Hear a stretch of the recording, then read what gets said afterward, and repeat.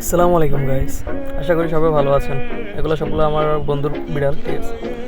এগুলোকে সে অনেক মহব্বত করে। এখানে যারা আসছে সবাই, যারা আসে সবাই কিছু না কিছু নিয়ে আসে তার জন্য, এগুলোর জন্য, ঠিক আছে। এখানে আরও আছে বিড়াল। তারপরে খরগোশ পালে আমার আরেক বন্ধু, মানে খরগোশ আছে, আপনাদেরকে পরের ভিডিওতে দেখাবো না। প্রতিদিন এদের জন্য কোনো কাঁচরা ময়লা এগুলো খাওয়া হয় না, এদের জন্য রেস্টুরেন্ট থেকে ভালো ভালো খাবার আনা হয়, মাছ আনা হয়।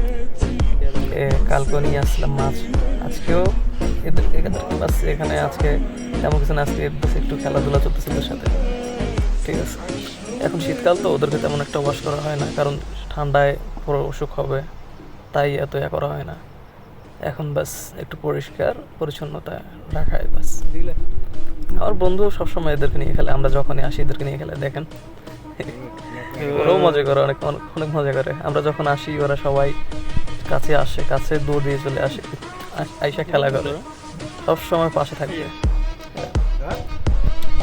আল্লাহর কুদরত।